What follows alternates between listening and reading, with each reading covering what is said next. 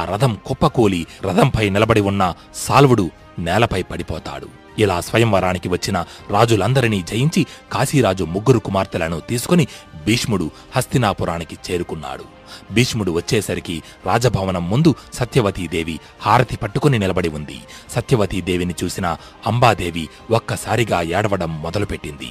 వెంటనే సత్యవతీదేవి, ఏమైందమ్మా, ఎందుకు కన్నీరు పెడుతున్నావు అని అడుగగా దానికి అంబా, నేను ఇంతకు మునిపే మహారాజు సాల్వుడిని ఇష్టపడ్డాను. నా మనసులో ఏముందో తెలుసుకోకుండా మీ పుత్రుడు భీష్ముడు నన్ను ఇలా స్వయంవరం నుండి తీసుకువచ్చాడు అని చెప్పింది.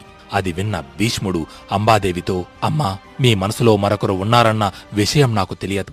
ఒకవేళ తెలిస్తే మిమ్మల్ని ఇలా తీసుకువచ్చేవాడిని కాదు. స్వయంవరానికి సిద్ధపడిన స్త్రీ ఇంతకు ముందే మరొకరిని ఇష్టపడి ఉంటుందని ఎవరూ ఊహించరు. అయినా మీకు ఇష్టం లేకుండా బలవంతంగా మిమ్మల్ని మా తమ్ముడికి ఇచ్చి వివాహం జరిపించలేను. మీరు కోరుకున్న వ్యక్తినే వివాహమాడండి అని చెప్పి